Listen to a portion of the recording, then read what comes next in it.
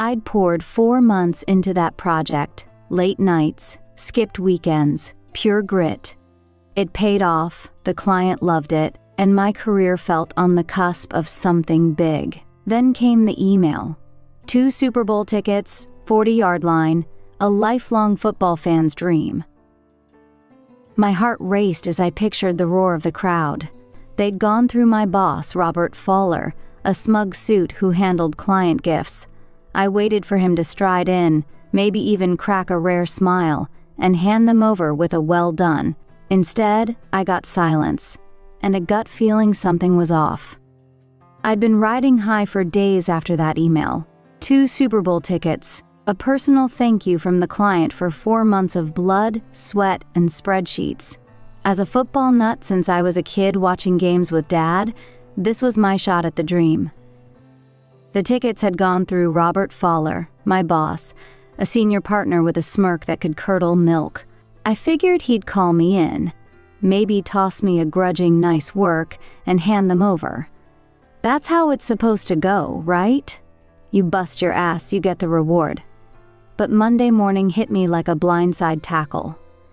Robert didn't knock, just swaggered into my office, leaning on my desk like he owned my soul. "Heard you got some good news," he said, voice dripping with that fake charm he used on clients. I grinned, expecting the moment I'd rehearsed in my head. "Yeah, I put everything into that project. Thanks for passing the tickets along." His eyes narrowed just a flicker, and then he dropped the bomb. "Here's the thing, Evelyn. Those tickets? They're more of a gift to the firm. Clients don't get how we work. I'm taking them. Got a potential investor to impress. Smart play for the company." The air sucked out of the room. I blinked, my brain scrambling to process it. "Wait, what?" My voice stayed low, but inside I was screaming. The email had my name on it, Evelyn, a personal thank you, not the firm, not Robert Fowler. He waved me off like I was a kid whining about a toy. "It's about relationships," he said, smug as ever. "You'll see, this is how it works." My stomach twisted into knots. 4 months of late nights, missed dinners with friends, all for this account, and he was stealing my reward to schmooze some suit? It wasn't just the tickets. It was the slap in the face, the reminder I was a cog in his machine. I could have yelled, could have stormed out or called him a thief right there. But that's what he wanted, proof I didn't get his world. Instead, I swallowed the rage burning my throat and forced my lips into a smile. Not a real one. Oh no, this was sharp, tight, the kind that hides a knife. "Well," I said, smooth as silk, "enjoy the game." He smirked, satisfied, and sauntered out like he'd won. He didn't see my hands clench under the desk, nails digging into my palms till they left marks. He didn't hear the gears turning in my head. I wasn't done, not by a long shot. The second he was gone, I let the mask drop. My office felt smaller, the walls, pressing in as I replayed his words. A gift to the firm. Bullshit. This was greed, plain and simple, and I'd seen it before. Robert taking credit for my ideas, dismissing my late hours like they were nothing. But this? This was personal. I pulled up the client's email again, staring at the words, "For Evelyn." My pulse hammered. He couldn't get away with this, not if I played it right. I grabbed my phone, thumbs hovering over the keys. Confronting Robert head-on would have been a dead end. He'd twist it, make me the bad guy. No, I needed leverage. I typed a quick text to the client, casual, light, like it didn't matter. "Hey, thanks again for those Super Bowl tickets. Turns out they went to someone else here. No biggie, hope to catch up soon." 30 seconds later, my phone buzzed. "Are you serious? Who took them?" I bit back a grin. Oh, this was gonna be good. "Honestly, not sure," I texted back, playing dumb. "I just know they're not mine anymore." His reply was instant. "That's unacceptable. They were for you. I'll handle it. Say nothing." I leaned back, heart pounding with something new. Not anger, but anticipation. Robert thought he'd walked away clean. He had no idea I'd just lit a fuse under his shiny little throne. Monday was about to get real interesting. The office hummed with its usual Monday buzz, but inside me a storm was brewing. After Robert snatched my Super Bowl tickets, my reward for 4 months of grinding, I'd fired off that text to the client. Casual, offhand, like it was no big deal. "Hey, thanks again for the tickets. They ended up with someone else here. Hope you're good." I hit send and waited, fingers tapping my desk. My phone lit up in under a minute. "What? Who's got them?" the client shot back. I could feel his irritation through the screen. "Not sure," I replied, keeping it vague. "Just know they're not mine anymore." His next message was a gut punch. "That's bullshit. Those were yours. I'm fixing this. Keep it quiet." I set my phone down, a slow burn of satisfaction creeping up my spine. Robert thought he'd won, strolling out of my office with that smug grin after claiming the tickets were for the firm.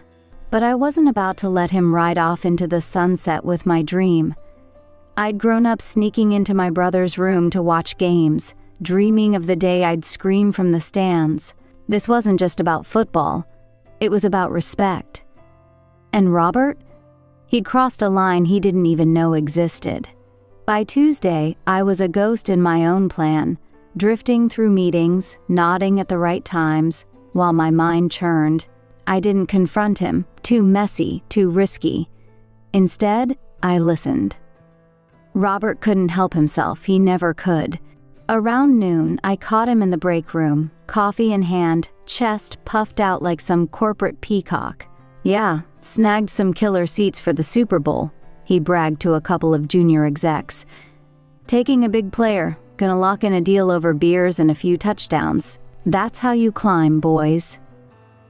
I lingered just out of sight, pretending to fiddle with the coffee machine. My jaw tightened. A big player? I'd bet my last paycheck he was lying, probably dragging his golf buddy or some frat bro along for the ride. That's when it hit me. He wasn't just greedy, he was sloppy. Every word out of his mouth was another nail in his coffin, and I was happy to hand him the hammer. I slipped back to my desk, heart thudding, and started digging. A quick chat with Sarah from accounting, casual, friendly, revealed Robert had submitted a vague expense request for client entertainment tied to the game. No names, no details, sloppy and arrogant. I scribbled it down, keeping my cool. This wasn't about revenge yet, it was about ammunition. Wednesday rolled in, and the tension cranked up. Robert strutted around like he was untouchable, barking orders, tossing out quips about his big weekend. I kept my head down, but my ears were wide open. Over lunch, I overheard him on a call in the hallway, laughing too loud. "Oh, it's gonna be epic. 40-yard line, best seats in the house." I smirked into my sandwich. He had no clue the client was already on the warpath, probably drafting an email or planning a call that'd blow this whole thing wide open. Every boast, every swaggering step was digging his hole deeper. And I was the one holding the shovel. I didn't say a word. Didn't need to. The client's fury was my ace, and Robert's ego was the joker he didn't see coming. By Thursday, the office felt like a pressure cooker. I caught whispers, people noticing Robert's extra bounce, wondering who he was schmoozing. I stayed quiet, gathering scraps of intel like a detective in my own life. Expense reports, overheard calls, that cocky grin he flashed me in the hall, oblivious to the trap tightening around him. My hands shook as I typed a follow-up to the client. "Still quiet here. Let me know if you need anything." His reply was short. "Trust me, it's handled." Friday loomed. Robert was flying out tomorrow, thinking he'd scored the ultimate win. I leaned back in my chair, staring at the ceiling. The storm was about to break, and I'd be the only one left standing when it did. Monday morning felt like the air before a thunderstorm, thick, electric, ready to snap. I'd spent the weekend imagining Robert at the Super Bowl, soaking up my reward, while I nursed a coffee and a plan. The client had texted me Saturday. Meetings set, play along. I didn't know what was coming, but I trusted him. At 9:30, the invite popped up. Client review, conference room A, mandatory. My name was on the list, alongside Robert's and the senior partners. I smoothed my blouse, grabbed my notebook, and walked in like it was just another day. The glass-walled room was a pressure box. Robert sat at the head of the table, legs crossed, radiating that oily confidence I'd grown to hate. The client walked in, his face tight, followed by a woman I didn't know, sharp suit, sharper eyes. "Robert, this is Andrea, VP of Partnerships," the client said, voice clipped. Robert blinked, thrown off, but recovered with a slick, "Pleasure to meet you." I took my seat, heart thudding, keeping my expression blank. The client leaned forward, his smile cold enough to frost the glass. "Evelyn, did you enjoy the game?" The room went dead quiet. I tilted my head, playing dumb. "The Super Bowl?" "Oh, I didn't go." Robert shifted, a crack in his armor. The client's eyes darkened. "That's odd. I sent you those tickets myself, 40-yard line, right?" Robert jumped in, laughed too loud. "Yeah, a bit of a mix-up. Evelyn couldn't make it, so I took a client instead." The lie hung there, fat and ugly. Andrea's gaze pinned him like a bug. "Who'd you take, Robert?" He stammered. A potential investor, big opportunity." I bit my tongue, tasting blood. Investor, my ass. I'd overheard enough last week to know the truth, but I stayed still, let him dig. The client's voice cut like a blade. "Funny thing, I called my team out there. No investor showed up with you. Just some guy in a jersey chugging beer." Robert's face flushed, beads of sweat popping on his forehead. Andrea leaned in, voice smooth but lethal. "And the trip, flights, hotel, all on the company dime. Care to explain?" He opened his mouth, closed it, floundering. I pictured it. Him and his deadbeat brother-in-law, living it up on my work, my sacrifice. The client didn't let up. "Those tickets were for Evelyn. Months of her busting her ass. Not for you to play king." Robert tried to rally, voice thin. "Look, I was thinking of the firm." Andrea cut him off. "You thought of yourself. Stole her reward, faked a business expense. That's not thinking, that's screwing over your own team." My chest tightened, not with anger now, but something fiercer, vindication. I didn't need to say a word. They were dismantling him piece by piece. Then came the hammer. The client folded his arms. "I'm done working with you, Robert. Can't trust a guy who'd stab his own people in the back." Robert jolted upright. "Wait, let's..." Andrea raised a hand, silencing him. "We'll handle this internally. Expense reports, ethics violations, it's all under review. You're on thin ice." The other partners stared at their hands, avoiding the wreckage. Robert's eyes darted, wild, searching for an out. There wasn't one. He'd built his castle on sand, and the tide was in. Andrea turned to me, her tone softening. "Evelyn, anything to add?" I shook my head, calm as a lake. "No, I think it's clear." Inside, I was screaming, years of being overlooked, undervalued, exploding in this one beautiful moment. The client nodded. "I'd rather deal with Evelyn from now on. She's the one who earned it." Robert's chair scraped as he stood, face a mask of red and ruin, and stormed out. The door slammed shut. Silence fell, heavy and sweet. I exhaled, slow and steady.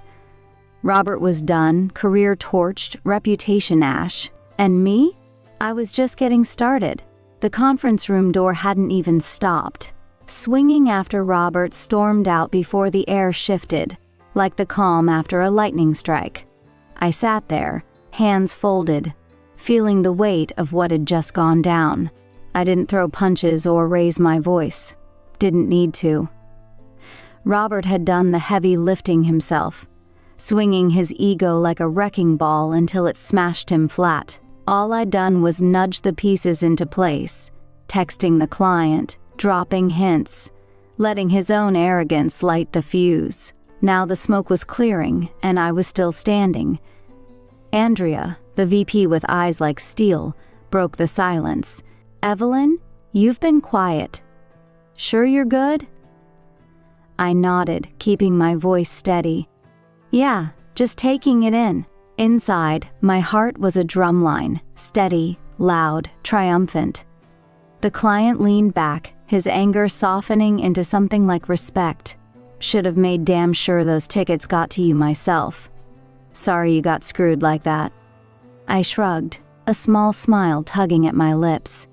"It's fine. Worked out better this way." He chuckled, low and knowing. "You're a cool one, Evelyn. I like that."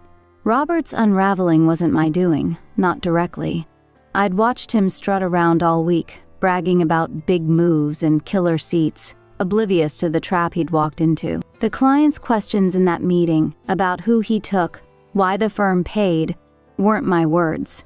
Neither was Andrea's ice-cold takedown, pinning him for faking expenses and screwing me over. I just sat back, let them peel him apart layer by layer until the truth bled out. Those Super Bowl tickets, my prize, wasted on his brother-in-law while he billed the company for the party.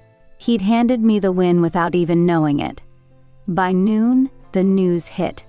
An email pinged across the firm, effective immediately. "Robert Fowler is no longer with us. We wish him well." I read it twice, letting it sink in. He was gone, desk cleared, badge dead, years of swagger erased in a morning. The office buzzed with whispers, eyes darting my way, but I kept my head down, sorting papers like it was any other day. Inside, I was electric. Those tickets, the ones I'd dreamed of since I was a kid sketching plays in my notebook, had turned into something bigger.